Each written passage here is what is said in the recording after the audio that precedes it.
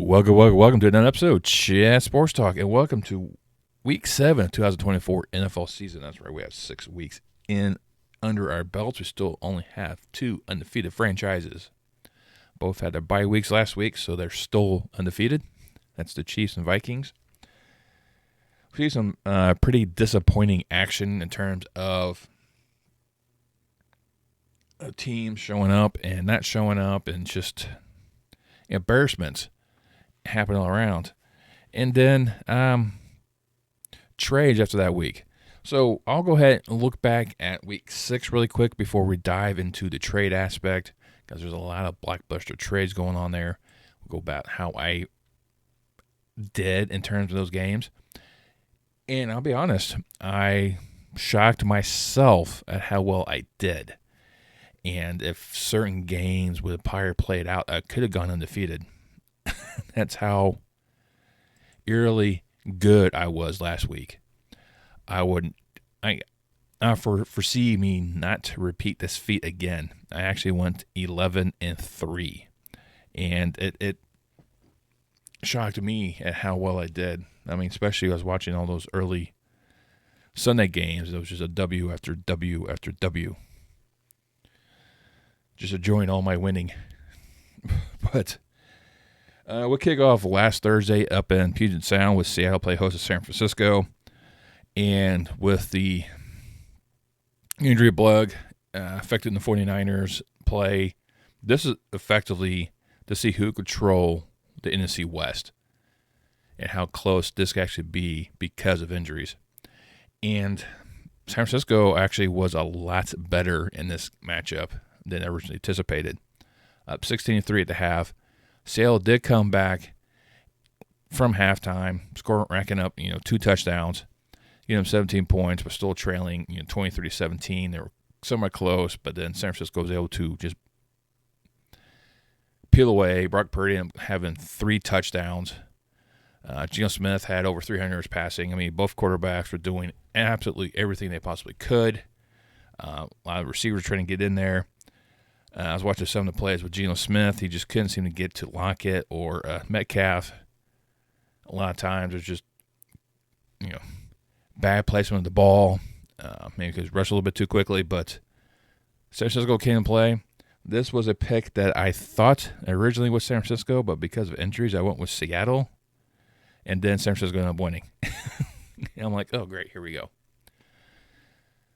But now we go to Sunday. We head across the pond, and we woke up early to see the Bears take on the Jaguars over there in Tottenham Hotspur Stadium in London. And even though it was a slow first quarter, as both teams were just jockeying for position, all of a sudden the Caleb Williams show showed up. He was just placing the ball, distributing the ball. I mean, you could figure out which receiver he was going to because he has a few to pick from. I mean, you got Adonze, DJ Moore, and Williams, and as well as Cole Kmet. Cole Kmet had a pair of touchdowns. Williams had a pair of touchdowns. Caleb Williams had 4 touchdowns overall.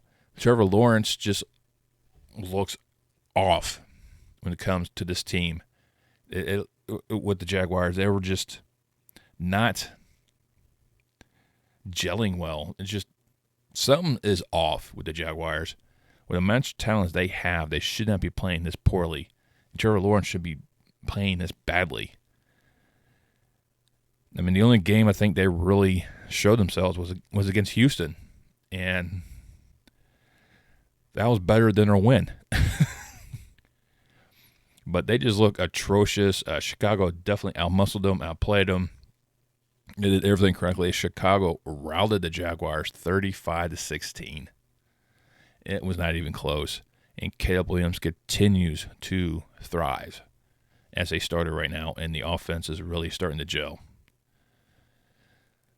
Now we're back to our regularly scheduled games on Sunday. We start off in Green Bay where the Cardinals came to town, and it wasn't really that close. Green Bay was pretty much in control throughout the game. Arizona just seems to be one of these teams that tend to be Jekyll and Hyde. They just couldn't do much of anything. Jordan Love, over 200, almost 260 yards passing with 4 touchdowns, as Green Bay was way too much for Arizona, beating them 34-13. Then we head down to Music City, where the Colts came to town, and Old Man Flacco was starting once again. Not a very productive passing game for him. I mean, he couldn't even crack 200 yards passing. He was 22 of 38, but he did have 2 touchdowns. And that's all he needed. I mean, it was a well-balanced attack, attacking Levis when they had to on the defense side, and they were able to kind of control aspects and then lock it down in that fourth quarter, get 10 unanswered points, and left Nashville 20-17 victors. Then we head up to New England, where Drake May was making his NFL debut. And a lot of people were scratching their heads like, why would you put him against Houston? Well, sometimes you got to throw them in the deep end and see if they sink or swim, I guess. C.J. Stroud was also pretty good. I mean, he actually had 3 touchdowns. I mean, go figure. Drake May, decent numbers. 20 of 33, 243 yards, and 3 touchdowns. Of course, towards the end, those kind of get scrubbed, so take that as you may. But early on, it was all Houston, and Houston just dominated. They, like I said, they put in their backups at the end of the game, let them get some experience, rest their stars. But Drake May actually gives them a spark in New England. But against Houston, they didn't stand a chance. The Texans rolled them 41-21. Then head down to New Orleans, and the injury bug of the Saints was just too much. Carr wasn't playing. Spencer Rattler was in. Baker Mayfield was just phenomenal. 325 yards in the air, 4 touchdowns, as Tampa cruised to a 51-27 victory. Take sole possession of the East. Then we head to Philadelphia, and with this edition of the Garbage Bowl, as the Eagles are playing host to the Browns. Now, the reason why I say this is because both these franchises are just – something's off with them. And I don't know what it is with the Eagles. I don't know if it's Sirianni. I don't know if it's Jalen Hurts. For Cleveland, it's all Deshaun Watson. I mean, his inability to do anything and his undesirable antics on the field is just continuing to let Cleveland down, and he just doesn't spark anything. And Philly's not that much better, but at least in this game they executed some game plans and actually, escaped with a 2016 victory. Sirianni had some choice words with the fans during the game. I have a feeling Sirianni's not going to probably won't be back next season. But if this thing's to come, maybe the Eagles will be doing good. But, yeah, it was a kind of a lackluster appearance by both teams. Hurst only 264 yards, 2 touchdowns. Barkley couldn't even get 50 yards on the ground. So Philly, offensively, is not doing what it's supposed to do. Defensively, they're doing just enough. We'll see how this continues to trend. Head down to Baltimore, where the rookie sensation, Jane Daniels and the Commanders came to town. And a lot of people will kind of give the Commanders a benefit of the doubt of possibly them shocking the Ravens. Now, I don't think they'll do that because Washington's defense is porous at best. And the reason why they do so good is because their offense is able to succeed against bad defenses, which puts the other offenses in a bad position, which allows their defense to take advantage of it. Sometimes your best defense is a good offense. And Baltimore has that two-headed monster really on the offense, Lamar Jackson and Derrick Henry. Derrick Henry had 132 yards on the ground, 2 touchdowns. Lamar had over 300 yards in the air and only 1 touchdown. It was just a masterful display by the Ravens offense and how they transpired and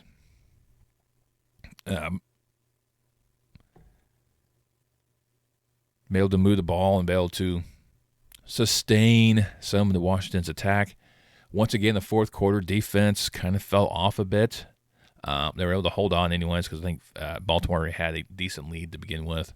They headed on and beat Washington 30-23. Then we went up to the Mile High where the Chargers came to town. Now this is where my winning streak comes to an end. Now we go to the late afternoon games. And with Denver, I saw promise. They had this 2-game stretch. I'm like, okay, they're going to do good.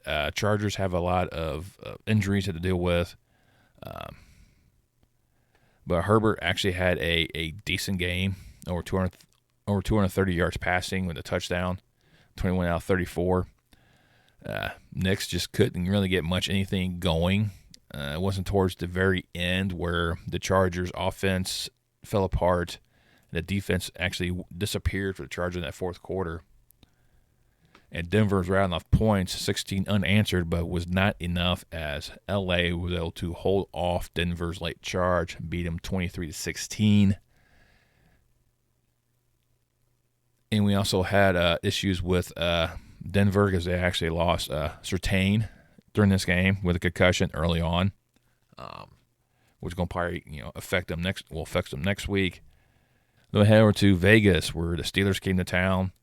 And O'Connell was the starter for the Raiders. Decent.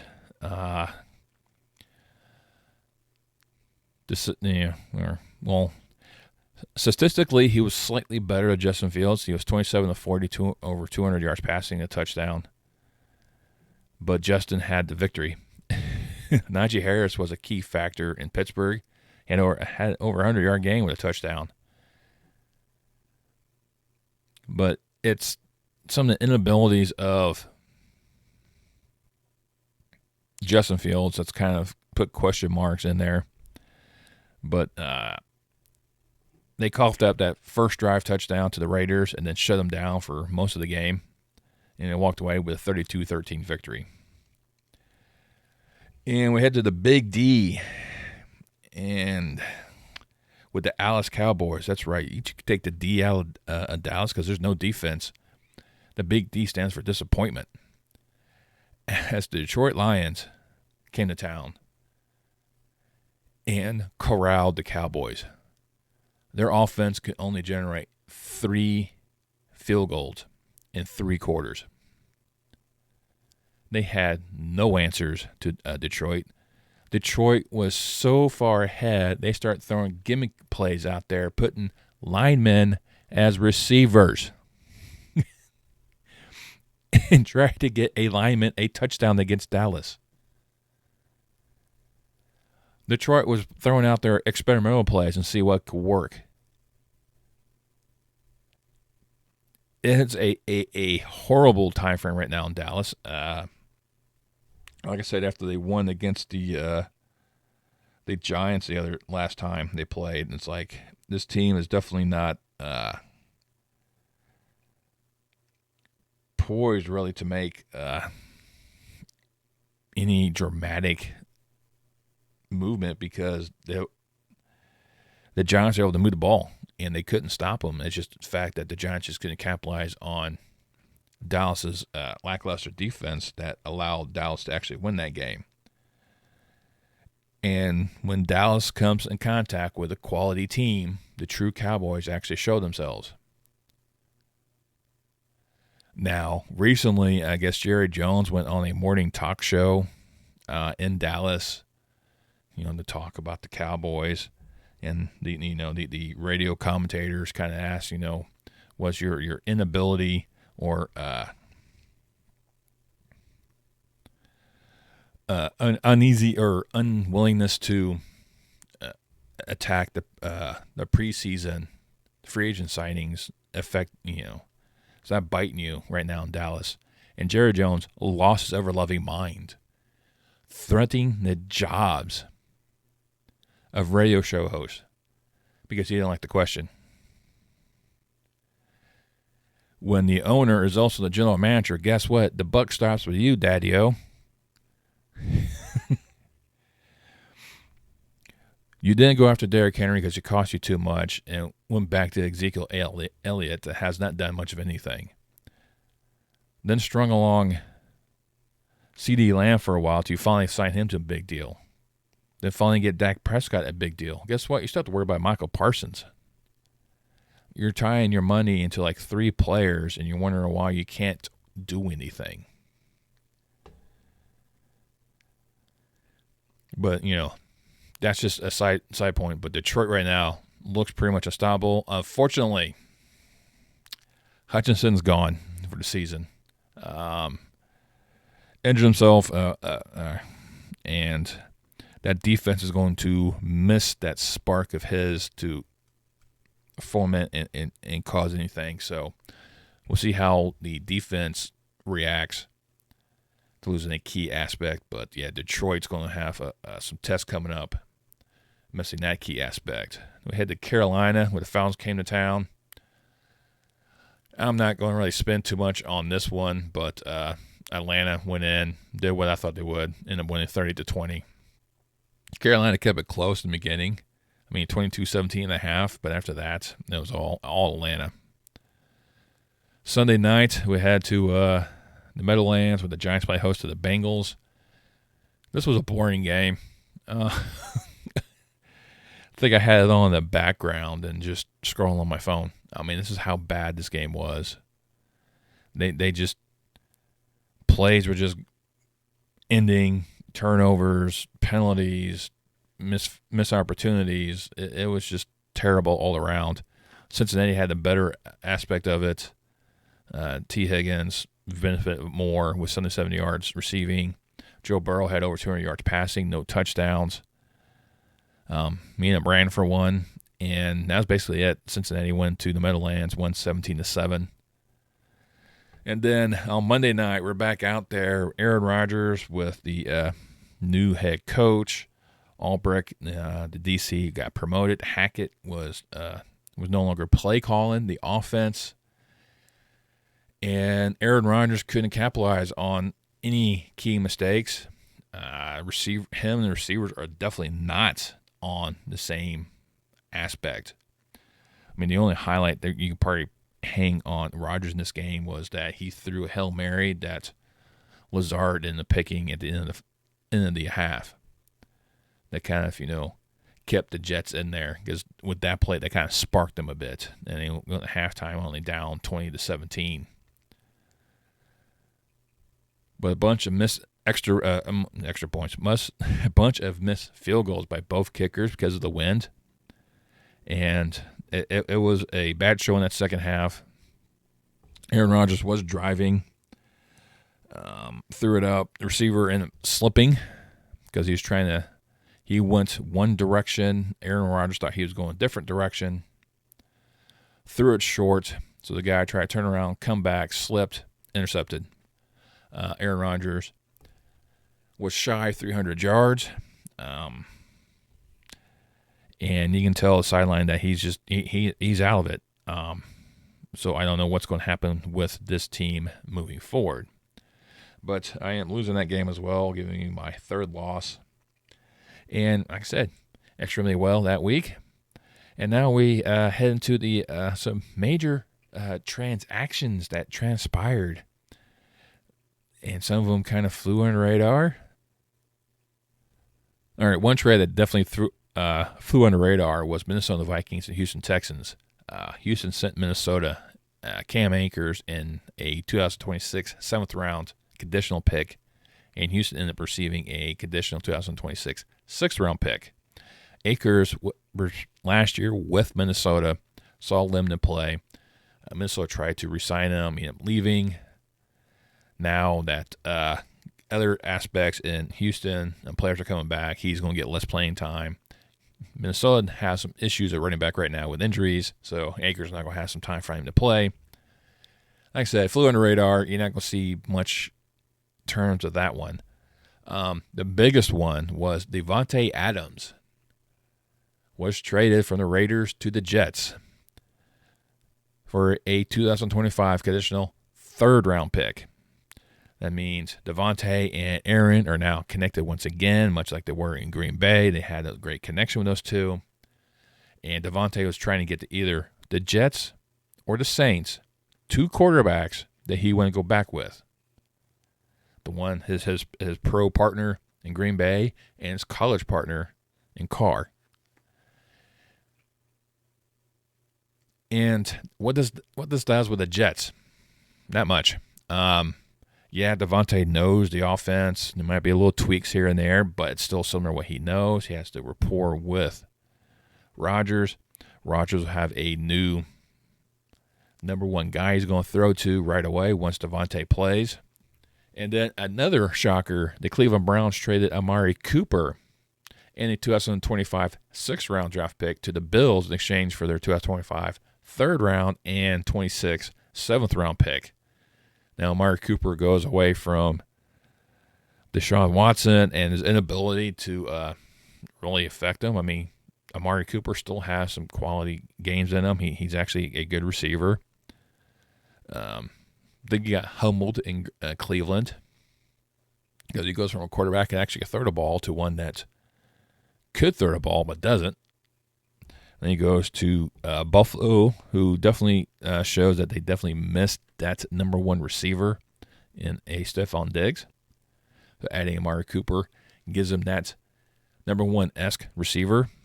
Now, let's go ahead and kick things off for Thursday night. We head down to the Big Easy as Sean Payton returns to New Orleans with the Denver Broncos. They take on the New Orleans Saints. Right now with the Saints, you got to look at injury issues at quarterback. You still got Alvin Kamara. Is Derek Carr back? Is it Spencer Rattler takes on? Does whatever happened with Denver against the Raiders, against the Chargers, continue to rear its ugly head in New Orleans? Those are some questions you got to throw out there. Bo Nix is meh quarterback. He's better than a lot. He has potential, 1,000 yards, but 5 touchdowns, 5 interceptions. The one thing that Denver's defense is going to have to do is trying to corral Alvin Kamara. But once again, injuries on New Orleans is going to play a huge factor as well. And does Shaheed get the ball enough? It's hard to tell. Right now, Denver's favored by 2.5. I'm under the impression that Carr could play.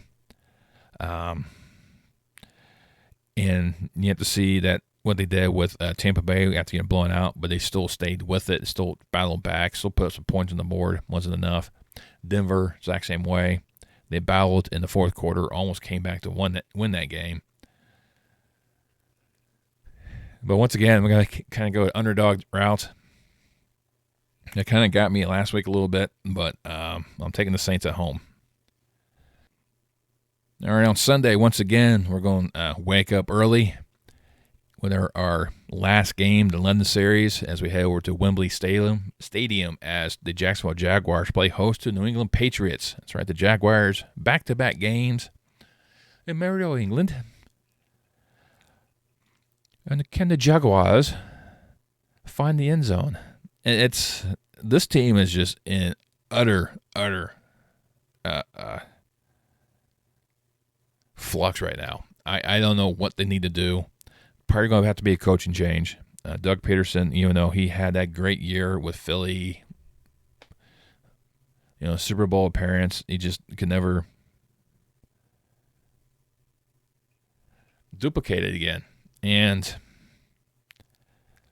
he had the opportunity in Jacksonville with Trevor Lawrence, and he had all the pieces there. It's just things are just not transpiring the way I think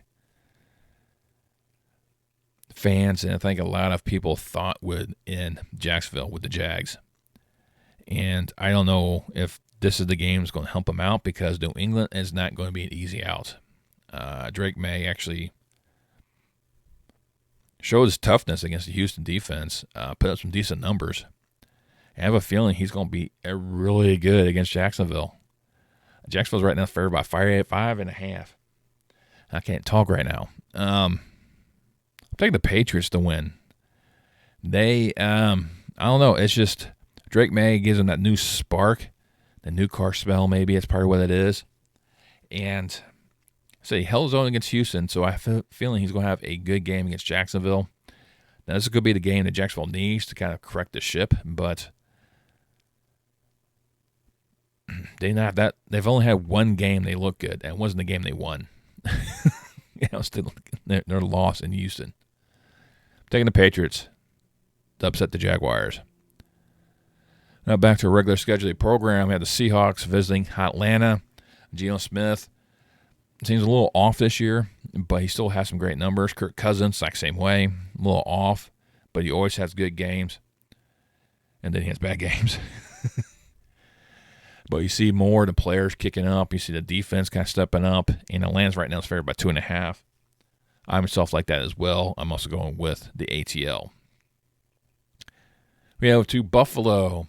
And can the Bills integrate their brand new toy and Amari Cooper into that offense? I think it's going to be no problem. Josh Allen likes to throw a ball around a lot anyways, so Amari Cooper's definitely going to get some touches. He's probably not going to be the number one receiver until he really elevates himself in that offense and knows it inside and out. Maybe he does that first week. Maybe it takes him 2 or 3 weeks. But I think once Amari Cooper establishes himself as the number one threat, then it allows other players like Kincaid and Shakir to really fill in the void when they have to. And Titans are just being the Titans this year. Buffalo's favored by 9. I like that too. Bills. Then you have the Buckeye clash up there in Cleveland between the Bengals and the Browns. And this one is hard to pick. And you're like, wait a minute, but Cleveland is such disarray. You're right. But Cincinnati has not been playing up to their potential either. They only get 17 points last week against the Giants. They had that lackluster opponent game the first week of the season against the Patriots. I know injuries have kind of played a factor in the Bengals, and players are starting to come back from injuries. But it's going to be different because they have to worry about Myles Garrett on the other side, and Joe Burrow is going to be running for his life. Right now, the line is Cincinnati by 6.5 because right now there's no love for Cleveland. But you got to remember, in this rivalry, sometimes the underdog does pull it out. I'm not going with Cleveland to win this game. I'm definitely picking Cincinnati. This is going to be closer than what the line's stating. So I'll probably will pick Cleveland for the points. I'm taking Cincinnati for the win. Off to Lambeau Field as Jordan Love will play host to C.J. Stroud and the Houston Texans in a battle of young quarterbacks. They're going to be the new face of the league. And, which running back? This is Josh Jacobs with Green Bay or Joe Mixon with the Texans. It's eerily similar, but I think Houston has a little bit better defensive players than Green Bay. But all in all, they're basically identical teams. Young, intelligent head coaches that know how to get their pieces to work and jive and move forward. In terms of this head-to-head, I as you can tell, I'm not a really big Green Bay fan. I don't know if you could tell that. But with that being said, I do believe that the Houston's going to come in there trying to get a nice win against another NFC North team. They had that lackluster game against Minnesota, which I called. But I have a feeling that Houston might come in there and shock Green Bay. Right now, Green Bay's favored by 2.5. I'm going to take Houston in a shocker at Lambeau. We had Indianapolis, where Joe Flacco will play host to the Miami Dolphins, and the Dolphins have not been the same since Tua went out. They're coming off their bye. Those quarterbacks are just not the same. They don't have the same gel with the offense, and Tyreek Hill doesn't seem to get a lot of the attention, and that's what you need to do. And with feeling Flacco and the rest of the Colts will find ways. Indy's favored by 3. I like that as well. Colts. Detroit now heading to Minnesota. Minnesota, don't you know? And this is without Hutchinson, who's on the IR now. So the defense is definitely going to have less claws to it. Their claws have been clipped. They're still going to have an effect. The offense is going to have their way, but you still have to worry about Minnesota. They've had that week off. They had time to recuperate, heal some wounds. Montgomery's feeling nice. He had that new contract extension as well for the Lions. And all this said and done, I believe Minnesota is going to find ways to get that W. It's just they are playing with a new sense of purpose. This is not going to last forever, but Detroit should put some points on the board. Definitely test Sam Darnold, but he's going to find ways to get to Jefferson, which is always a key aspect. We'll see if Akers can be a key factor for the Vikings as well. Minnesota's fair about 2.5. I like those odds as well. Skull.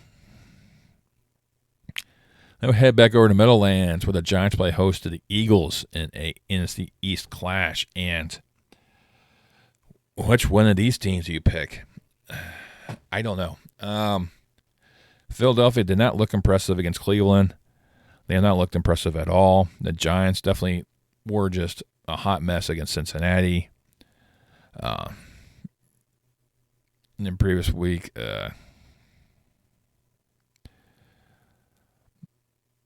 they showed up to Seattle and shocked everyone there. So it's always and then, the week 4, the game against Dallas, where if they scored touchdowns, they would have won. So the G-men definitely have some abilities to move up. Philadelphia, I don't know what they need to do to spark this team. I don't know if Hurst needs to go away, Sirianni needs to go away, but something needs to happen with Philly to spark them, to get them to step up. And right now, Philadelphia's favored by 3 because of the disorganization of Philadelphia. I say this game, the Giants take advantage of it and sneak out with a huge divisional victory over their arch rival.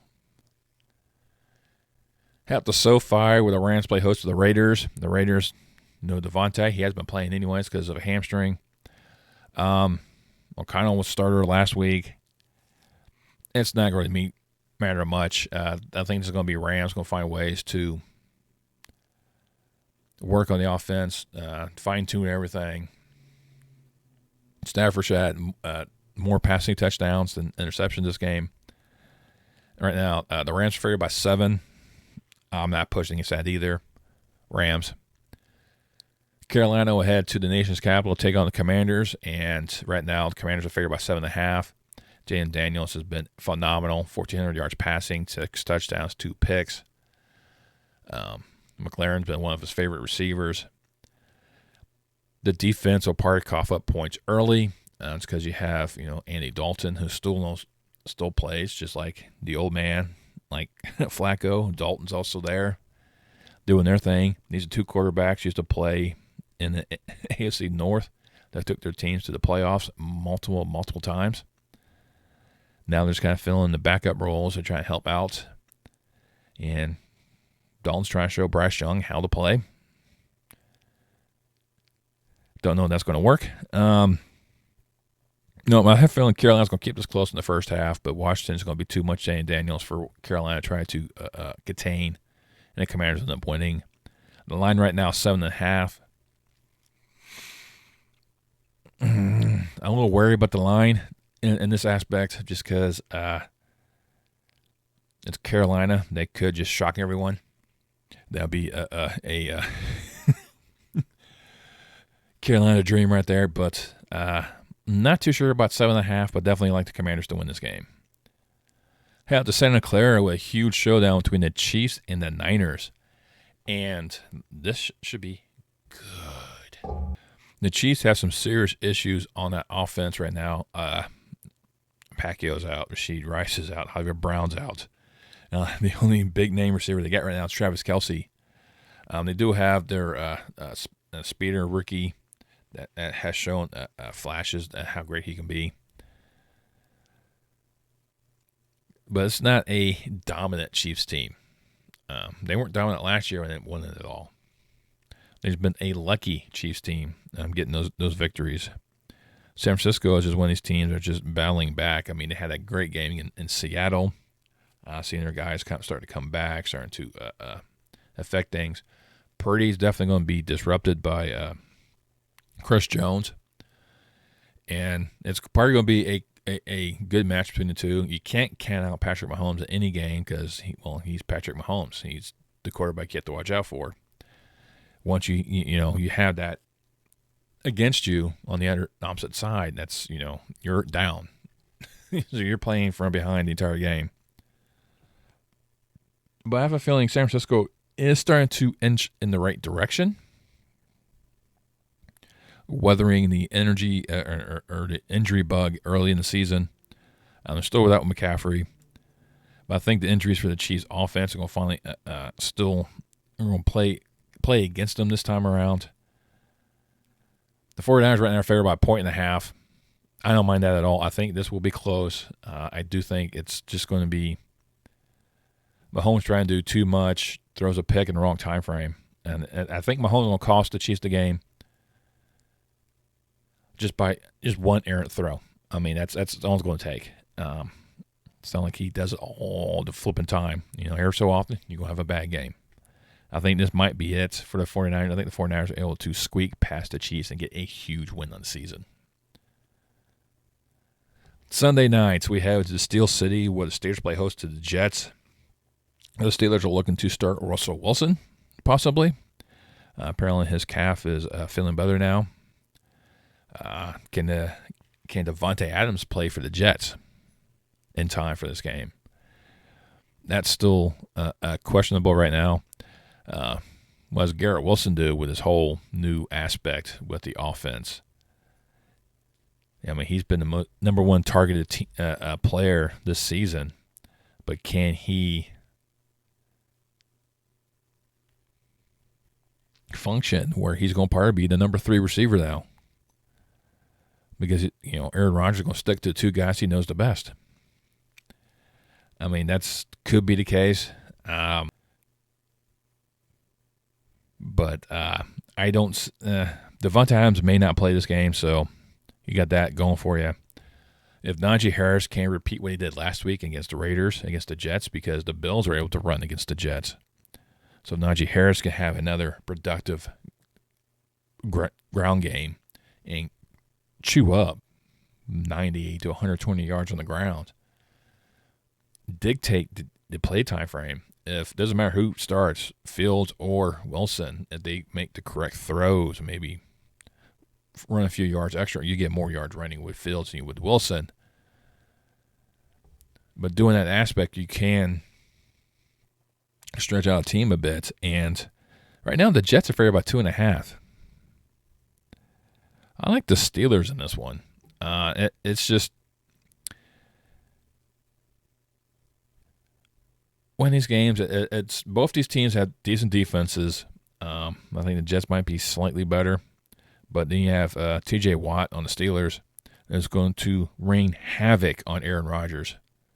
If he can't get it to get out to his running back in time, it's going to be a long day for Aaron Rodgers back there. He won't have time to find Lazard or Garrett Wilson or even DaVonte Adams if he plays. But it's Aaron Rodgers. You can't count him out. They will definitely put some points on the board, but I will definitely go with the Steelers. Then once again, we're back to a doubleheader on Monday night. And on ABC, you'll have the Ravens taking on the Buccaneers down in Tampa.